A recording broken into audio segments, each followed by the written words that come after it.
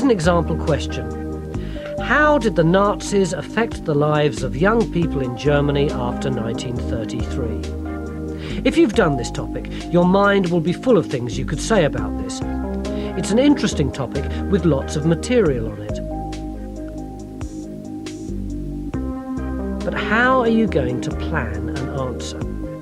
An essay is a building. The bits of information are the bricks.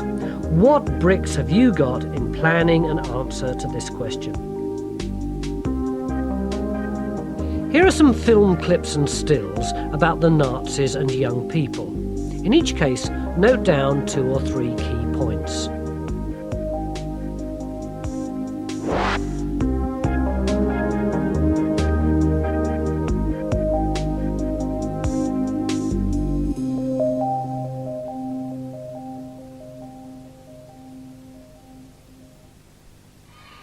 This story, so typical in Nazi Germany, shows how easily young minds took on board dangerous ideas. Schools have been Nazified, anti-Nazi teachers sacked, textbooks rewritten. Nazi race science was taught in the classroom. Jewish students had separate desks, then separate schools. By 42, they could get no formal education at all. Meanwhile, children like Henry were being taught how to spot the Jewish enemy. They told me that because of the German blood in my veins, I was a superior human being. I never dreamt of asking what German blood really was. Old history textbooks were destroyed. Those that replaced them taught children the Nazi version of Germany's past and future. We learned about Lebensraum, living space, how glorious it would be to fight Poland against age, offering young people not just a dream, but a role to play. Standard bearers in the march to a new dawn. It was a way of channeling the natural rebelliousness of youth on organized lines.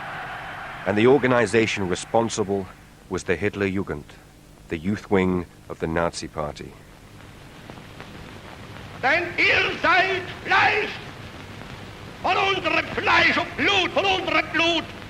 Und in euren jungen Gehirn brennt dasselbe Geist, der uns beherrscht.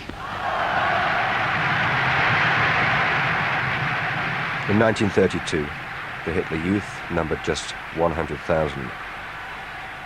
Within 2 years, it numbered 3.5 million. And by 1939, it was an army, compulsory for all boys, with girls joining its sister organization, the League of German Maidens. It was the largest youth movement the world had ever seen. Vor uns liegt Deutschland, in uns marschiert Deutschland und hinter uns kommt Deutschland.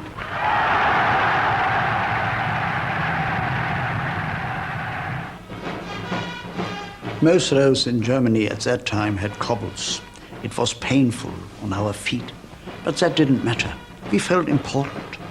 The police had to stop traffic to give us right of way, and passers-by had to salute to respect our flag. I remember how funny it sometimes was with the old ladies with their shopping bags shooting their arms into the air. His group met after school and all day Saturday. Plenty of sport, with the emphasis on teamwork. And training in useful skills. Signaling, fixing bikes, collecting waste and scrap metal. But the most important lesson was in Nazi theory. Learning to love Hitler. Boys were being bred for war. These scenes record life on a typical Hitler Youth summer camp. The camps were the high point of the Hitler Youth calendar, and they were much loved. They gave poor children the chance of a holiday, sometimes for the first time. They mixed rich and poor together. They introduced city kids to the countryside. But their main function was basic military training. We learned how to throw hand grenades, how to dig trenches. Then they take us on long, hard marches to toughen us up.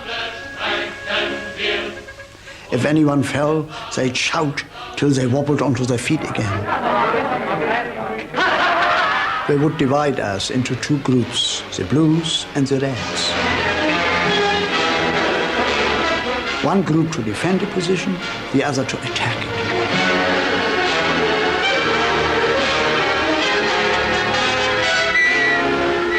The whistle, and then contact.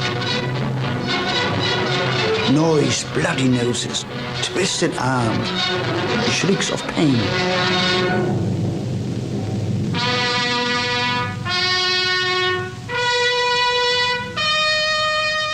In the beginning, I hated it all, but I got used to it. And I think what it did was it developed the aggression we would all need to help Germany fight a war.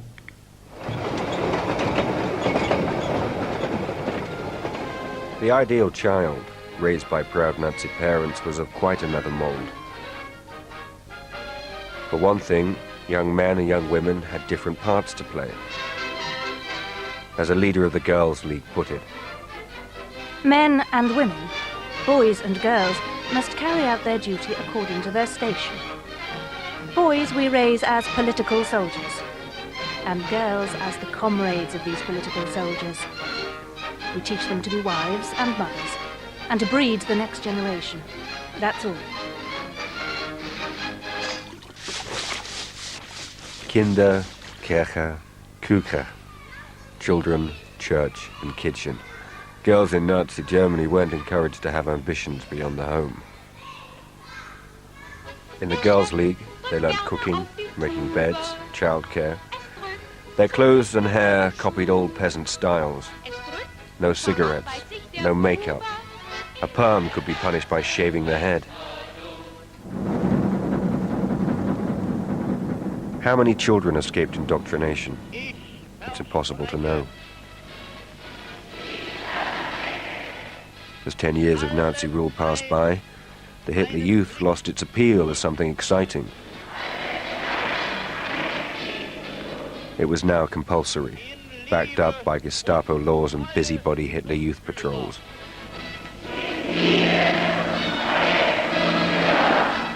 More and more, the rebellious thing was to refuse to join.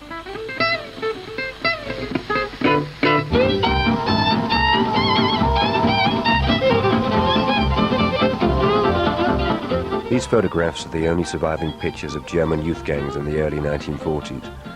The Edelweiss Pirates, the Texas Band, the Navajos.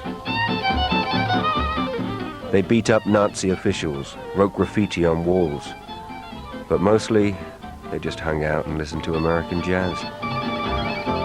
Their casual, fun-loving attitude made a mockery of Nazi control. They dance outrageously. They call it swing. Sometimes two boys with one girl, sometimes all together in a wild circle. Girls wear lipstick and paint their nails. It's monstrous. I remember one time when a group of jazzers had gathered on the pier to play Louis Armstrong, Duke Ellington, not disturbing anyone. But jazz was un-German. And so the self-important Hitler Youth leader marches up and orders them to stop this Jewish nonsense. But the jazzers stripped his clothes off, stuffed the most disgusting things into his mouth, I will not say what, and they chucked him in the river by the sewage outflow. The whole thing took no more than a few minutes. The government hit back. Curfews were ordered to stop young people visiting bars after 9 o'clock. Hanging round and smoking in public were banned. Forced labor for those that broke the rules, or death. This photo shows the fate of 12 young Edelweiss pirates caught in Cologne in '44. Pause the tape here to write your own essay plan.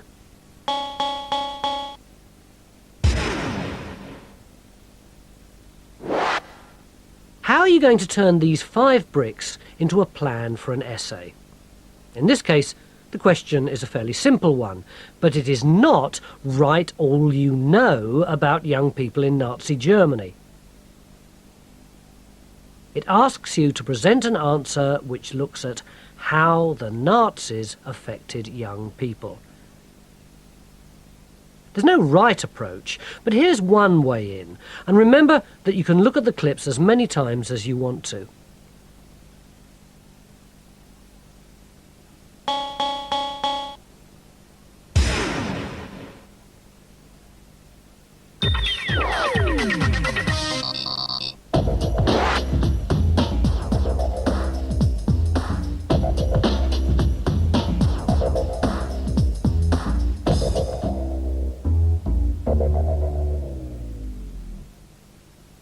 Before you start to write, decide what you really think about this topic. Put this view into your opening sentences. Here's one suggestion. Hitler formed the Hitler Youth to indoctrinate young people with Nazi ideas. He was trying to create a German people who would serve the Nazi state and go to war when asked.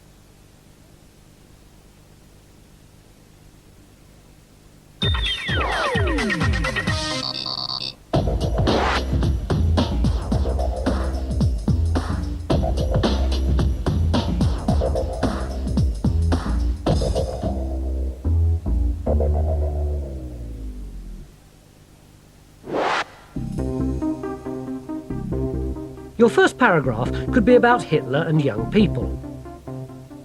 Hitler knew he could never win over all German adults, so he concentrated on young people. The Hitler Youth was formed, and soon vast numbers had joined. Rallies were held.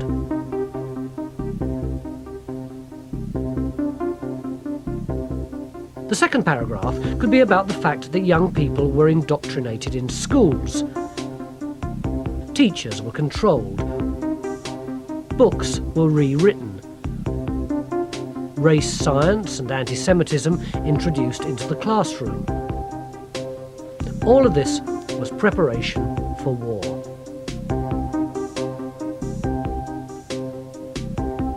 Paragraph 3 could look at the girls' role.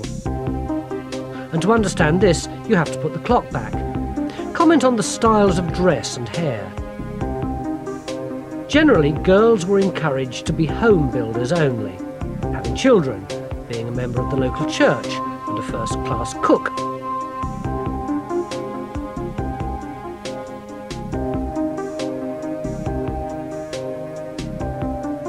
Paragraph 4 could be about the boys' role. The boys learnt military skills on camps and hikes. They played war games and were toughened up. They were also fed a great deal of propaganda.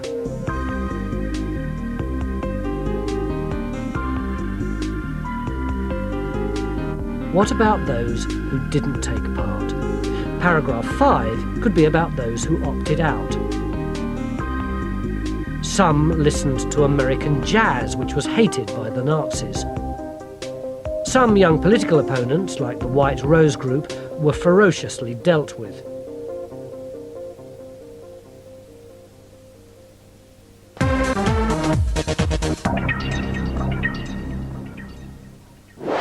As you may have gathered, the actual answers that you need to write to this kind of question should be quite long, around 2 or 3 pages of A4. Here's another grade guide, but this time it's the format of the answers which had been given. Each one answers the same question, but the quality of the answers is very different. If you answer the question in a similar way to the first person, you'll probably be heading for a grade F.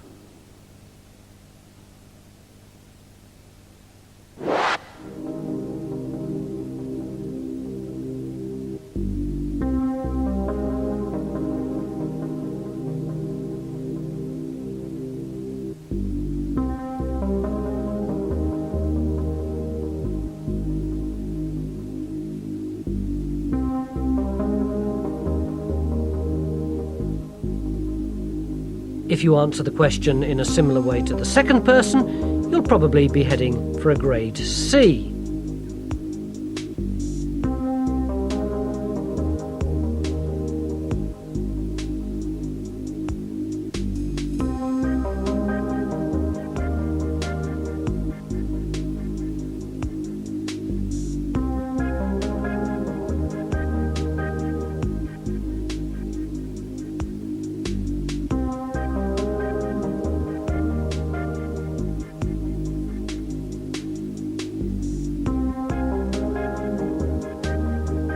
If you answer the question in a similar way to the last person, you'll be heading for the highest grade, an A.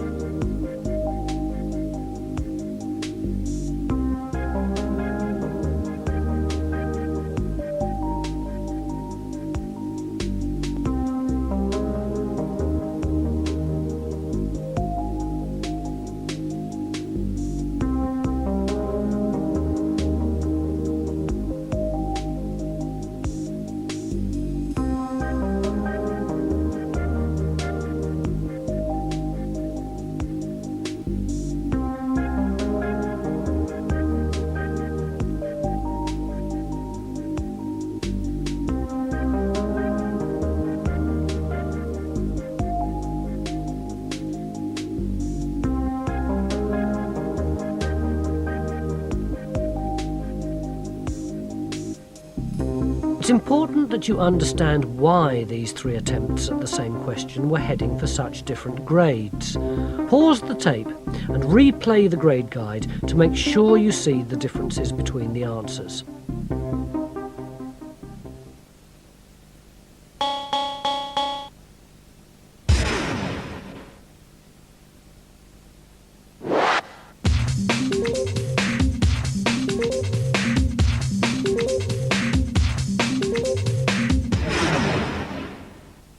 What are the examiners looking for, apart from a plan which avoids the essay becoming just a jumble? They want to see an essay which is a connected piece of writing answering the question, not just a list of items.